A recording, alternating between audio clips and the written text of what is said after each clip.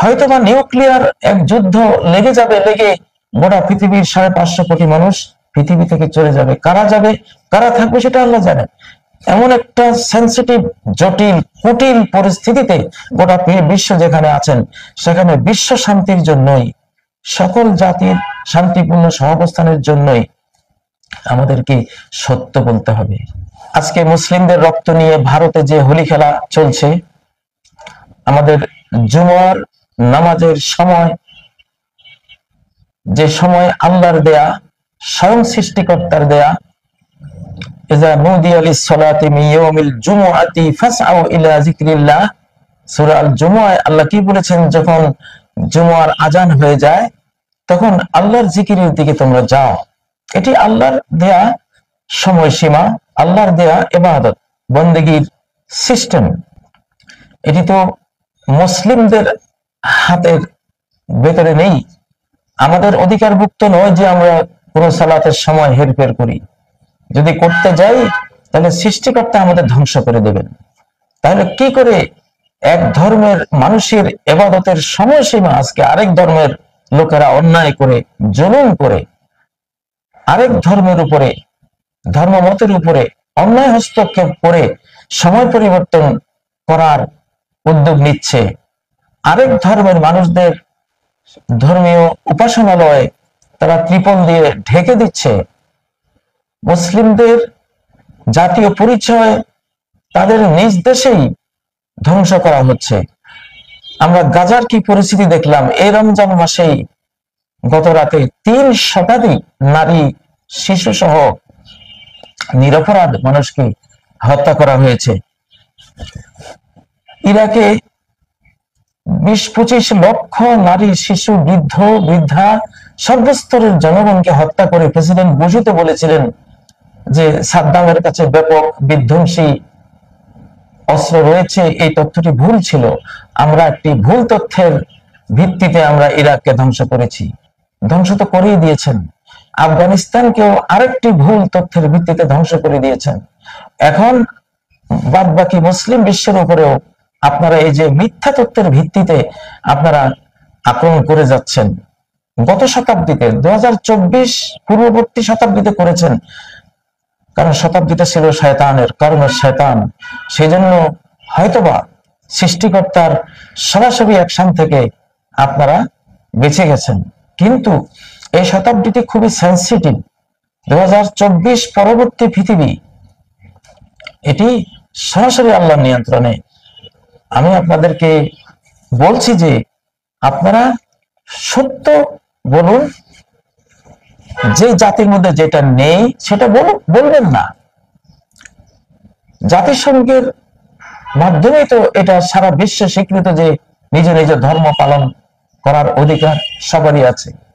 Netanyahu যখন তাওরাত কিতাব অনুসারে মুসলিমদেরকে মারছেন, সেটা কি ধর্মীয় সন্ত্রাস নয়? আপনারা যখন কুশের যুদ্ধ গোটা মুসলিম জাহানের উপর চাপিয়ে দিয়েছেন, সেটা কি ধর্মীয় সন্ত্রাস ছিল না? মুসলিম কোন কোন দেশকে বলেছে, প্রেসিডেন্ট বুশ এটা বলেছিলেন, আমার সাথে থাকো, না হলে তুমি সন্ত্রাসী। এটা কি কথা হলো? বিল ক্লিন্টনকে তো দেখেছি আফগানিস্তানের মুজাহিদ সংগ্রহ করতে, সোভিয়েত ইউনিয়নের বিরুদ্ধে। আমরা তখন ছোট্ট ছিলাম। তো আসলে এই পৃথিবীটা এমন এক কঠিন নিয়মে চলে। ইন্না রব্বি আলা সিরাতিম মুস্তাকিম, সূরা হুদের মধ্যে হযরত হুদ আলাইহিস সালাম তিনি বলছেন যে আমার রব স্ট্রেট ওয়ের উপরে রয়েছেন। আল্লাহ নিজে একটা কঠিন সত্য নীতির উপরে আছেন। এখানে আপনি অসত্য বলতে পারবেন, কিন্তু শেষ রক্ষা যেমন ফেরাউনদের হয়নি, নমরুদদের হয়নি, আদ জাতির হয়নি, নূহ আলাইহিস সালামের জাতির হয়নি, মুসা আলাইহিস সালামের যেই জাতি ছিল তাদের নেতা যে ফেরাউন ছিল, শেষ রক্ষা তাদের হয়নি। এখন বিশ্ব পরিণতির দিকে যাচ্ছে। আকাশের অ্যাস্টেরয়েড, মিটিওর আক্রমণের গান পয়েন্টে পৃথিবীর অপরাধকারী যে অঞ্চলগুলো আছে সেগুলো রয়েছে। ভূকম্পনের মাধ্যমে একেবারে মানচিত্র থেকে তলিয়ে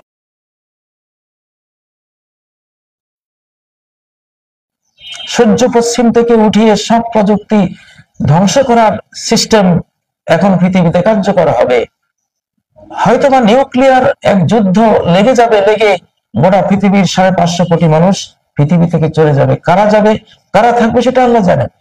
এমন একটা সেন্সিটিভ, জটিল, কুটিল পরিস্থিতিতে গোটা বিশ্ব যেখানে আছেন, সেখানে বিশ্ব শান্তির জন্যই, সকল জাতির শান্তিপূর্ণ সহাবস্থানের জন্যই আমাদেরকে সত্য বলতে হবে, সত্য ঘেটে বের করতে হবে। প্রযুক্তি দিয়ে, স্যাটেলাইট দিয়ে একটা সুই কোথায় হারিয়ে যায় আমরা জানি। মার্কিন যুক্তরাষ্ট্র সেটাও দাবি করে যে আমরা খুঁজে বের করতে পারবো একটা সুই। বাংলাদেশে কোথায় নির্যাতন হচ্ছে চিত্রগুলো দেখান তো। কোথায় হিন্দুদেরকে নির্যাতন করা হয়েছে, কোথায় বৌদ্ধদেরকে নির্যাতন করা হয়েছে, কোথায় বাংলাদেশে খ্রিস্টান জাতিকে নির্যাতন করা হয়েছে এই সুন্দর সমবেদনা সহমর্মিতার দেশে, তাও আবার রমজান মাসে। দয়া করে আপনাদের মতো, আপনারা পৃথিবীর বিশাল এক রাষ্ট্রের মালিক, আমরা আশা করি না যে আপনারা এমন ফাউল কথা বলবেন, এমন মিথ্যে কথা বলবেন। এটা কি সন্ত্রাস নয়? এটা কি তথ্য সন্ত্রাস নয়? এখনকার যুগে মিডিয়া যুদ্ধের অস্ত্রের চেয়েও মারাত্মক। এটা প্রফেট মুহাম্মদ সাল্লাল্লাহু আলাইহি ওয়াসাল্লামের হাদিসে রয়েছে, আল-লিসানু ফিহা আশাদ্দু মিন ওয়াকিস সাইফ। একটা যুগ আসবে, এই জিহ্বা তখন তরবারির আঘাতের চেয়েও মারাত্মক, অর্থাৎ মারণাস্ত্রের আঘাতের চেয়েও এই জিহ্বার আঘাত বেশি ক্ষতিকর হবে। কারণ জিহ্বার সামনে তখন ইলেকট্রনিক মিডিয়ার কারণে গোটা পৃথিবী এই জিহ্বার আঘাত, এই ছোট্ট জিহ্বার আঘাত এখন গোটা পৃথিবী, এর মার এখন নিউক্লিয়ার আঘাতের চেয়ে মারাত্মক। আপনাদের এই যে F-35 যুদ্ধ বিমান আছে, B-52 আপনাদের বোমারু বিমান আছে, সেগুলোর চেয়েও মিডিয়ার একটা, এই যে কটা কথা বললেন বাংলাদেশের ব্যাপারে, এগুলি আরো ভয়ঙ্কর, আরো মারাত্মক হয়েছে। তো আপনারা তো আপনাদের ব্যাপারে, আমি যে কোরআন খুলে বসে আছি, এখানে আল্লাহ তাআলা দেখুন সূরা আল মাইদার 82 নম্বর আয়াতে আল্লাহ বলেছেন, ওয়ালা তাজিদান্না আকরাবাহুম মাওয়াদ্দাতাল লিল্লাযিনা আমানু আল্লাযিনা ক্বালু ইন্না নাসারা। আল্লাহ কসম করে বলছেন, অবশ্যই তোমরা মানব জাতির সবচেয়ে নিয়ারেস্ট পাবে মুসলিমদের সবচেয়ে কাছের নিয়ারেস্ট জাতি হিসেবে পাবে তাদেরকে, আল্লাযিনা ক্বালু ইন্না নাসারা, যারা বলে আমরা খ্রিস্টান, আমরা খ্রিস্টান, আমরা ঈসা আলাইহিস সালামের অনুসারী, তারা মুসলিমদের কাছে। কোরআনে তো ইহুদি মূর্তি পূজারী জাতি মুসলিমদের সবচেয়ে শত্রু, কঠিন শত্রু, আর আপনাদেরকে বলেছে আপনারা খুব কাছের, ভালোবাসার দিক থেকে খুব কাছের। আমাদের নবীজি মুহাম্মদ সাল্লাল্লাহু আলাইহি সাল্লাম এবং ঈসা আলাইহিস সালাম আমাদেরই নবী, আপনাদেরই নবী। সকল নবী ইসলাম প্রচারক ছিলেন, কোন নবী খ্রিস্টবাদ, ইহুদিবাদ ইত্যাদি প্রচারক ছিলেন না।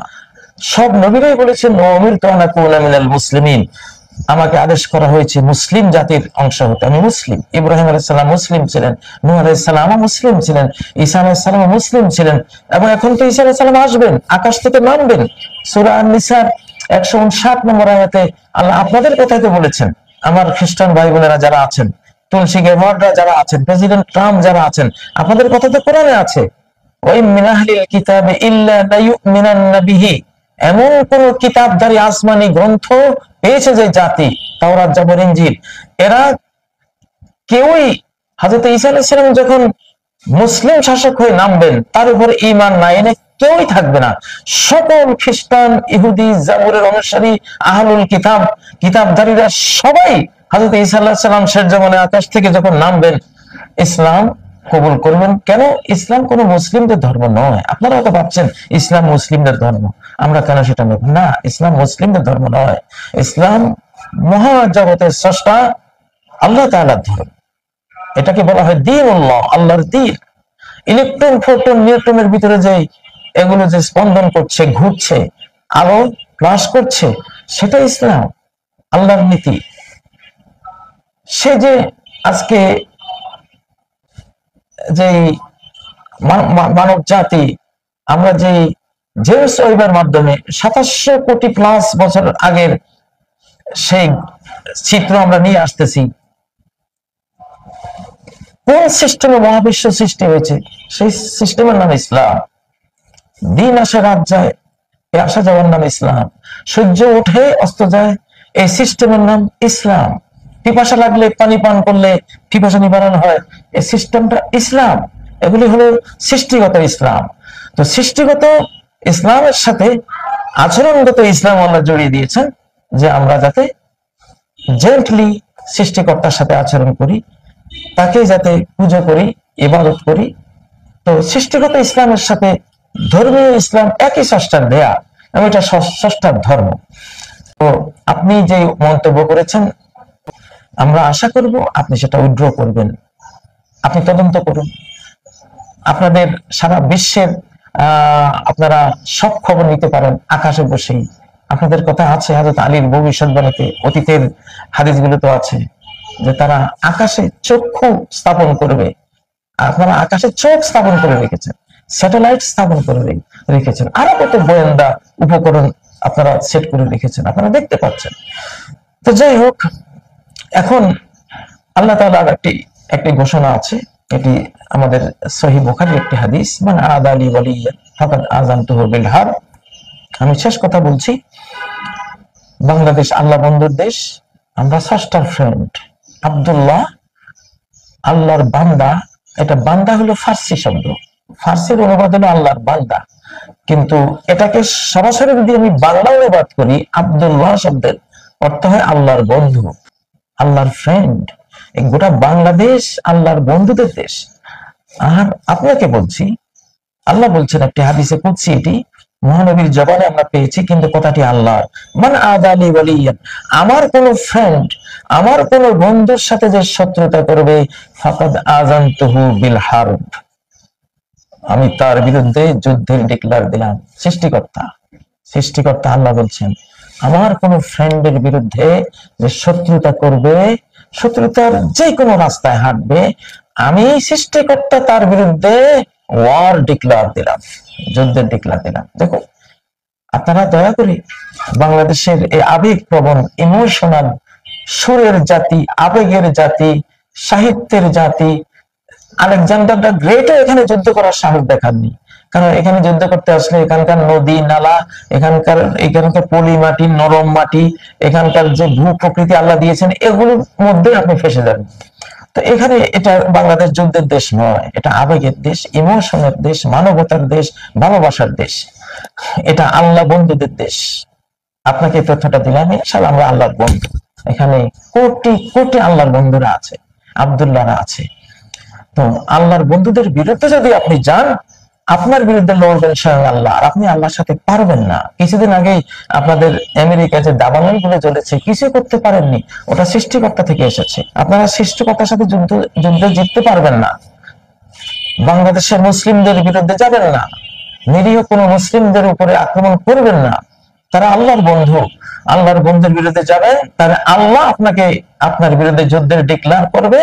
আর আল্লাহর যুদ্ধের ডিক্লারের সামনে মানুষ পিপিলিকার চেয়ে অসহায়, কিছু করার থাকে না। তো আল্লাহ তৌফিক দিন, আপনারা সত্য ঘেটে বের করুন। আমরা আশা করি আপনারা সত্য বের করতে পারবেন, কারণ আপনারা, আমি যে আয়াতটি পড়লাম সূরা মায়দার 82 নম্বর আয়াত, মানব জাতির সবার মধ্যে আপনারা আমাদের কাছে, খ্রিস্টান জাতি।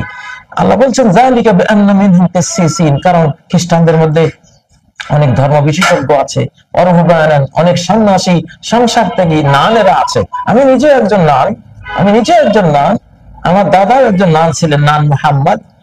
আমার শিশুকালে আমার মাতা পিতা আমাকে আল্লাহর জন্য উৎসর্গ করেছেন। তো আপনাদের মধ্যে অনেক নাম আছে, মারিয়াম আলাইহিস সালাম নাম ছিলেন। আপনাদের মধ্যে অনেক ধর্ম বিশেষজ্ঞ আছে, মুসলিমদের মধ্যে আছে, ধর্মের জন্য উৎসর্গরা আছে, ধর্মের বিশেষজ্ঞরা আছে, আপনাদের মধ্যে আছে। ওয়ান্নাহুম লা ইস্তাকবিরুন, এবং তারা অহংকার করে না। আপনাদের প্রশংসা আছে আল কোরআনে, আমাদের ধর্মগ্রন্থে। আপনারা আমাদের বিরুদ্ধে যাবেন না। আশা করি আপনারা মুসলিম বান্ধব থাকবেন, এবং অতীতের যে মিথ্যাচারগুলো বিভিন্ন কারণে হয়তো আপনাদের মিডিয়ায় প্রচারিত হয়ে গেছে, এই পথে এখন আর হাঁটলে সৃষ্টিকর্তার যুদ্ধের ঝুঁকি নেবেন।